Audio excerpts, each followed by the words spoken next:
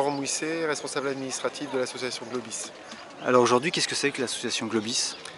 Globis est une association loi 1901 qui se consacre spécifiquement à l'étude et à la conservation des cétacés.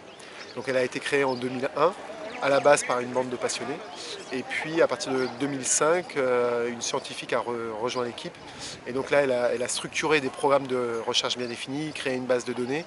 Et là, il y a eu vraiment un tournant scientifique pris par l'association. Et donc depuis, on développe des programmes d'études et de conservation de ces cétacés. Aujourd'hui, vous êtes présent pour le Pendathlon, Mhm. donc une manifestation sportive et de loisirs, plutôt pour les Réunionnais. Et Mhm. quel est votre rôle dans cette manifestation? Alors donc le pendathlon a déjà une vocation, au-delà du côté sportif, une vocation de sensibilisation à l'environnement. Donc nous on tient des stands tout au long de l'année, un petit peu partout sur l'île, pour sensibiliser le grand public. Donc on est dans ce rôle-là aujourd'hui. On est là aussi pour un intérêt un petit peu plus particulier, puisque cette année Globis est l'association qui va récolter les fonds glanés par le pendathlon, et ce qui va nous permettre de commencer un nouveau programme scientifique avec des stations acoustiques installées tout autour de la Réunion. D'accord, et vous estimez à combien cette levée de fonds en fait, Alors, on n'a pas encore le résultat définitif, mais on était aux alentours de 25 à 30 000 euros.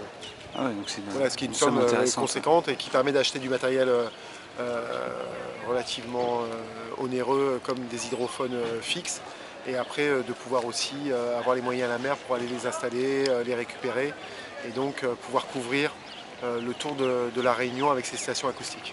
Et aujourd'hui, les cétacés autour de l'île de la Réunion, ils se portent plutôt bien ou... Alors,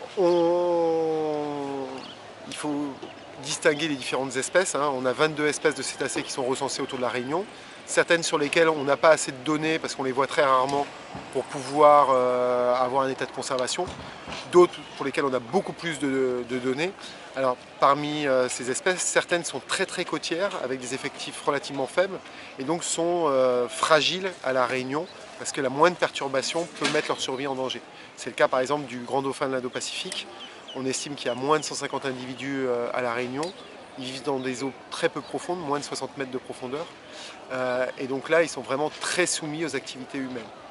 Si on considère la baleine à bosse, elle est vulnérable à la Réunion parce que là encore, elle vient près des côtes pour la reproduction. Dans le cas de la baleine à bosse, donc là, la situation est un petit peu différente. On a une espèce migratrice qui est plutôt en bonne santé, hein, dans l'hémisphère sud. L'arrêt de la chasse à la baleine a permis aux populations de se reconstituer. Par contre, quand elle vient à la Réunion, elle vient vraiment en zone côtière, et donc dans des aires qui sont très soumises à l'activité humaine, avec des problèmes de pollution potentielle, d'activité économique, d'observation. Donc il faut rester vigilant par rapport à la conservation de ces espèces.